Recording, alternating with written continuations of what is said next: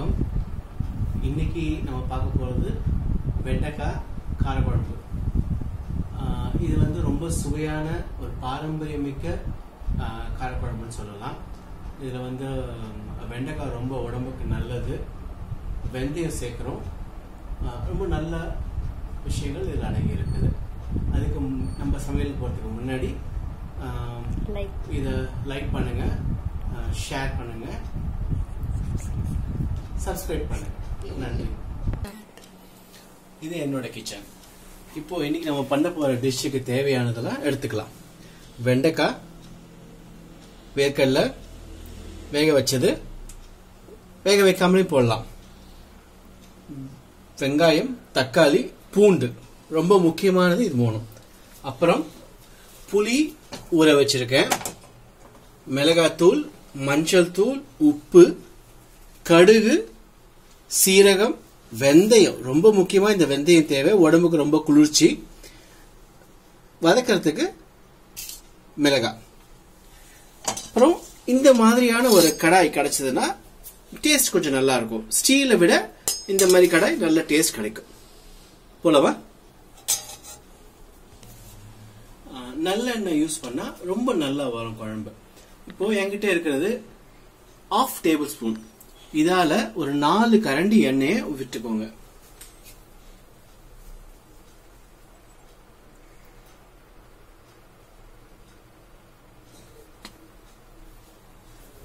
எண்ணெயை விட்டுட்டதுக்கு அப்புறம் stove on பண்ணிக்கோங்க. ஆன் பண்ணி கொஞ்சம் எண்ணெய் காய விட்டு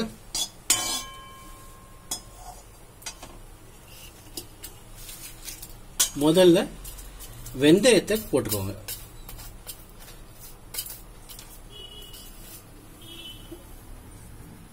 எண்ணெய் இதாயிடுச்சு, காஞ்சிடுச்சு. ஸோ இப்போ நான் வெந்தயம் போட்டுக்கிறேன். இந்த வெந்தயம் நல்லா பொன்னிறமா வறுக்கணும்.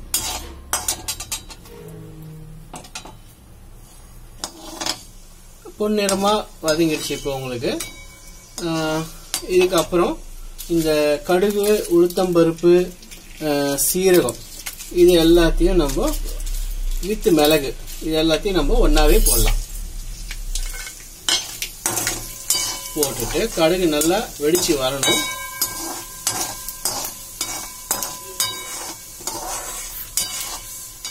நல்லா பாருங்க, கொஞ்சம் அப்படியே அந்த கலர் மாறுது பாருங்க. கலர் மாறும் போதே அந்த வாசனை நல்லா வருது. இப்போ நம்ம இந்த காஞ்ச மிளகாய ஒரு மூணு காஞ்ச மிளகாய் நான் போட்டிருக்கேன். அந்த 3 காஞ்ச மிளகாய் நல்லா பிரிச்சு போட்டிருக்கேன். அதே மாதிரி நீங்களும் போடுங்க.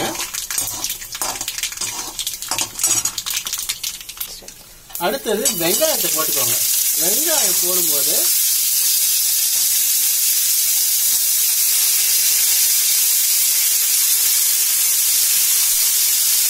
சாப் பண்ண வெங்காயத்தை போட்டு நல்லா வதக்குங்க. தக்காளி இப்ப போட வேண்டாம்.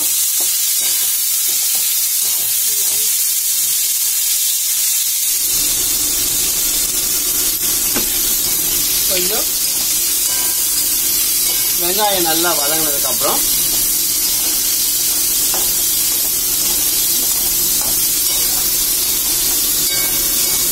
இந்த பாருங்க, வெங்காயம் நல்லா பொன்னிறமா வந்திருக்கு. இந்த பொன்னிறமா வரதுதான் நம்மளுக்கு கணக்கு. இப்ப அடுத்த ஸ்டெப் நம்ம போலாம். அது கூடயே அந்த வெங்காயம் வதங்கிறதுக்கு கூடயே அந்த மிளகாயெல்லாம் நல்லா வதங்கும். இப்போ நம்ம வெண்டைக்காயை வெட்டி வச்சிருக்க வெண்டைக்காயை போடலாம். இப்பயே போட்டு வதக்கினாதான் அந்த வெண்டைக்காயில இருக்கக்கூடிய அந்த வழவழப்பு கொஞ்சம் குறையும். வழவழப்பு நம்மளுக்கு ரொம்ப முக்கியம். ஆனா ரொம்ப வழவழப்பாகவும் இருக்கக்கூடாது, குழம்பு வேற மாதிரி தெரியும். ஸோ அந்த வழவழப்பு கொஞ்சம் போறதுக்காக நம்ம வதக்குறோம்.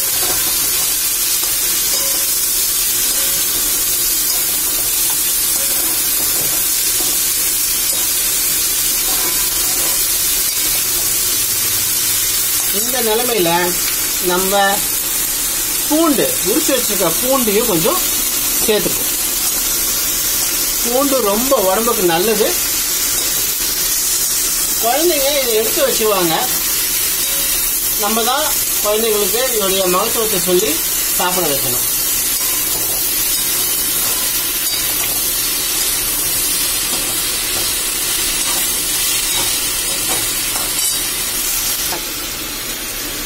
வெங்காயமும் வெண்டைக்காயும் வதங்கியிருக்கு. இந்த ஸ்டேஜில் நம்ம தக்காளியை கொஞ்சம் ஆட் பண்ணிப்போம். வெட்டி வச்சிருக்க தக்காளியை அதையும் சேர்த்து நல்லா வதக்குவோம். இப்போ தக்காளி நல்லா வதங்கிட்டு இருக்குது. இந்த ஸ்டேஜில் நீங்கள் அவிச்சு வச்சிருக்க இந்த வேர்க்கடலை உங்களுக்கு தேவையான அளவுக்கு போட்டுக்கோங்க. குழந்தைங்க விரும்பி சாப்பிடும் வேர்க்கடலையை. நல்லா ஞாபகம் வச்சுக்கோங்க. இதை வேக வச்சும் போடலாம், இல்லை அப்படியே வறுத்து போடலாம். 2 வகையாகவும் செய்வாங்க. போட்டுட்டு நல்லா வதக்குங்க. இப்போ பாருங்க, நல்லா கலர்ஃபுல்லாக இருக்கு, நல்லா வதங்கி இருக்கு.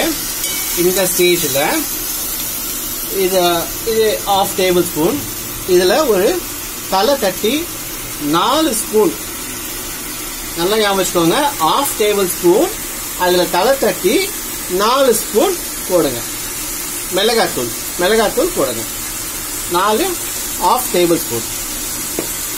அதுக்கு அதே 1/2 டேபிள் ஸ்பூனால தலை தட்டி 1 டேபிள் ஸ்பூன் மஞ்சத்தூள் போடுங்க. நல்லா சுத்தி போட்டீங்கன்னாலும் நல்லா இருக்கும். இது மஞ்சள் உடம்புக்கு அவ்வளோ நல்லது. இட்ஸ் நேச்சுரல் ஆன்டிபயோட்டிக் சொல்லுவாங்க. சமையலில் சேர்த்துக்கிட்டே வரணும். இது போட்டதுக்கப்புறம் நல்லா வதக்கிட்டே இருங்க. இது 2 போட்டதுக்கப்புறம் சைமல்டேனியஸாக இது கூட சேர்த்துக்கோங்க தேவையான அளவு உப்பு. நாங்கள் எப்பயுமே எங்கள் சமையலுக்கு இது கடல் உப்பு சொல்லுவாங்க, கல் உப்புன்னு சொல்லுவாங்க. இதுதான் நாங்கள் யூஸ் பண்ணுறது. ரொம்ப நல்லது, இதை யூஸ் பண்ணுங்க, ரொம்ப நல்லது. தேவையான அளவு உப்பு உங்கள் வீட்டுக்கு எப்படி உங்கள் வீட்டில் இருக்கிறவங்க எவ்வளோ உப்பு சேர்த்துப்பாங்களோ அந்த உப்பு சேர்த்துக்கோங்க போதும். இப்போ திருப்பி நல்லா கழுவிக்கிட்டே இருங்க. இப்போ நல்லா வதங்கிடுச்சு. இப்போ நம்ம இது நல்லா வதங்கிடுச்சு. இப்போ நம்ம இந்த புளி கரைச்சி வச்சிருக்கேன். நல்ல ஒரு எலுமிச்சை சைஸ் புளி, ஒரு டம்ளர் தண்ணி விட்டு கரைச்சி வச்சிருக்கேன். இப்போ இதை நீங்க இதுல மிக்ஸ் பண்ண வேண்டியதுதான்.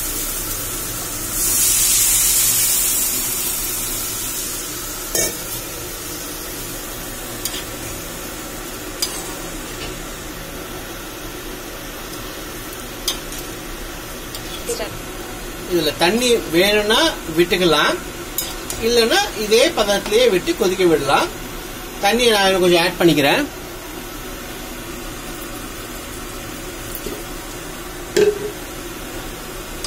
ஸோ இந்த பதத்தில் வச்சுட்டு நம்ம கொதிக்க விட்டுடலாம்.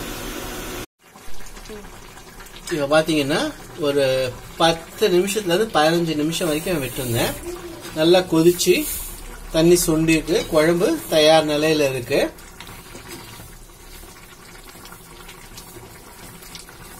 இப்போ இதுல கருவேப்பிலைகள் ஆட் பண்ணுங்க.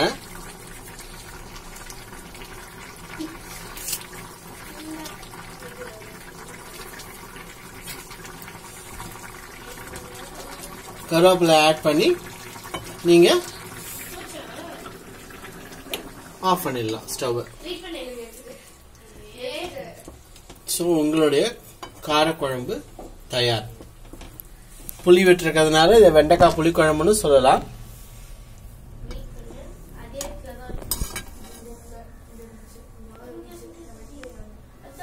ஸோ குழம்பு தயாராகிடுச்சு.